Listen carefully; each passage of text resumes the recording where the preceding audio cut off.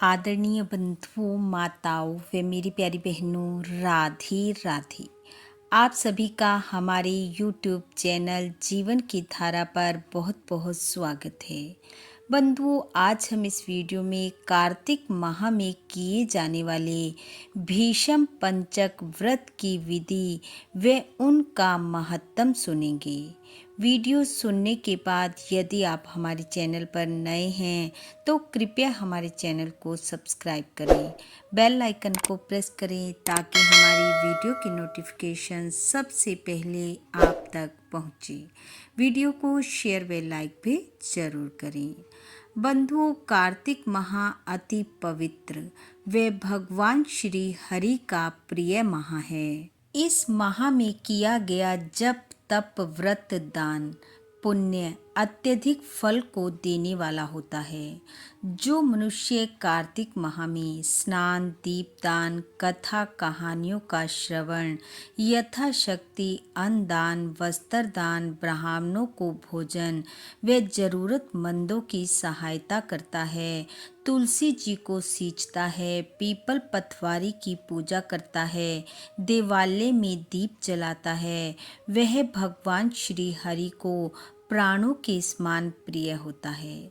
बंधुओं, जो मनुष्य पूरे कार्तिक माह इन नियमों का पालन करता है उसका तो कहना ही क्या, लेकिन जो पूरे माह कार्तिक नियम न निभा सका हो वह कार्तिक माह के अंतिम 5 दिनों में इन नियमों का पालन कर ले तो उसे पूरे कार्तिक का फल प्राप्त होता है।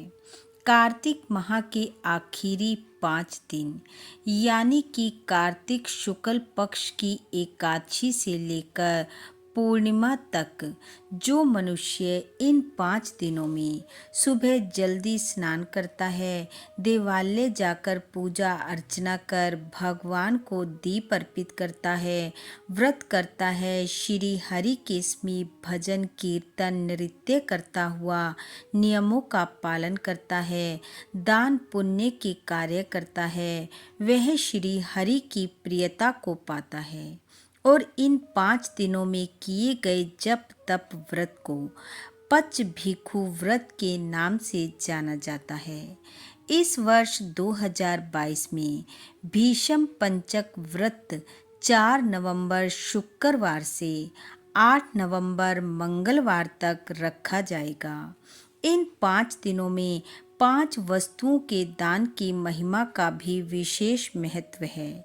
वह 5 वस्तुएं आप अपनी इच्छा से कुछ भी ले सकते हैं, चाहे 5 फल, 5 मिठाई, 5 वस्त्र, 5 बर्तन। जो आपकी इच्छा हो, जो आपकी शक्ति हो, वह ब्राह्मणों को दान में दें। पच भीष्म व्रत करने वाले 5 साल तक कार्तिक महीने के इन 5 दिनों में व्रत रखते हैं। 5वें साल ब्राह्मण ब्राह्मणी को जोड़े से भोजन करा दक्षिणा फल मिठाई वस्त्र आदि देकर विदा करते हैं। यह 5 दिनों का व्रत अत्यंत मंगलकारी, शुभ व पुण्य फलों को देने वाला होता है।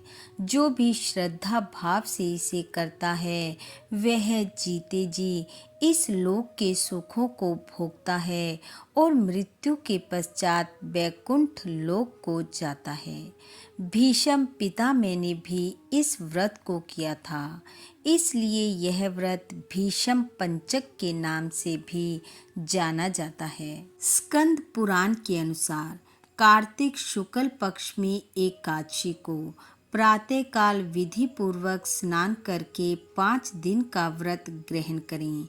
बाण शैया पर सोए हुए महात्मा भीष्म ने राजधर्म, मोक्ष धर्म और दान धर्म का वर्णन किया, जिसे पांडवों के साथ ही भगवान श्री कृष्ण ने भी सुना। उससे प्रसन्न होकर भगवान वासुदेव ने कहा, भीष्म तुम धन्य हो, धन्य हो। तुमने धर्मों का स्वरूप अच्छी तरह श्रवण कराया है। कार्तिक की एकादशी को तुमने जल के लिए याचना की और अर्जुन ने बाण के वेग से गंगा जल प्रस्तुत किया, जिससे तुम्हारे तन मन प्राण संतुष्ट हुए। इसलिए आज से यानी कि कार्तिक शुक्ल एकादशी से लेकर पूर्णिमा तक तुम्हें सब लोग अर्घ दान से तृप्त करें और मुझको संतुष्ट करने वाले इस भीषम पंचक नामक व्रत का पालन प्रतिवर्ष करते रहें। जो मनुष्य पुत्र की कामना से स्त्री सहित भीषम पंचक व्रत का पालन करता है वह वर्ष के भीतर ही पुत्र प्राप्त करता है। जो भीषम पंचक व्रत का पालन करता है उसके द्वारा सब प्रकार के शुभ कृत्यों का पालन हो जाता है। यह महापुण्य में व्रत महापातकों का नाश करने वाला है। अतः मनुष्यों को यत्न पूर्वक इसका अनुष्ठान करना चाहिए। इसमें भीष्म जी के लिए जल दान और अर्घ दान विशेष यत्न से करना चाहिए और कहना चाहिए। जिनका व्याघ्रपद गोत्र और साकेत प्रवर है उन पुत्र रहित भीष्म जी को मैं यह जल देता हूँ। वसुओं के अवतार शांतनु के पुत्र अजन्म ब्रह्मचारी भीष्म जी को मैं अर्घ देता हूँ। पंचगव्य सुगंधी चंदन के जल, चंदन, उत्तम गंध और कुमकुम के द्वारा भक्ति पूर्वक सर्व पापहारी श्री हरि का पूजन करें। कपूर और खस मिले हुए कुमकुम से भगवान गरुड़ ध्वज के अंगों में लेप करें। सुंदर पुष्प एवं गंध धूप आदि के द्वारा भगवान की अर्चना करें। 5 दिनों तक भगवान के समीप दिन रात दीपक जलाएं। देवादिदेव भगवान के लिए उत्तम से उत्तम नैवेद्य निवेदन करें।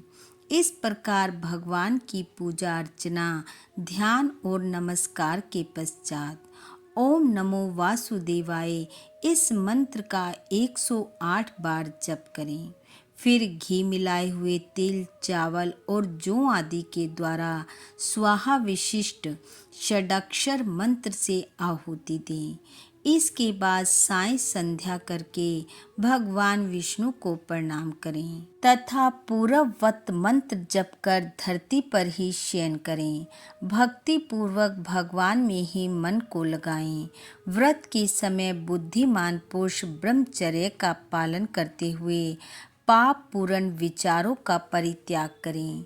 शाकाहार तथा मुनियों के अन्न से निर्वाह करते हुए सदा भगवान विष्णु के पूजन में तत्पर रहें। रात्रि में पंचगव्य लेकर भोजन करें।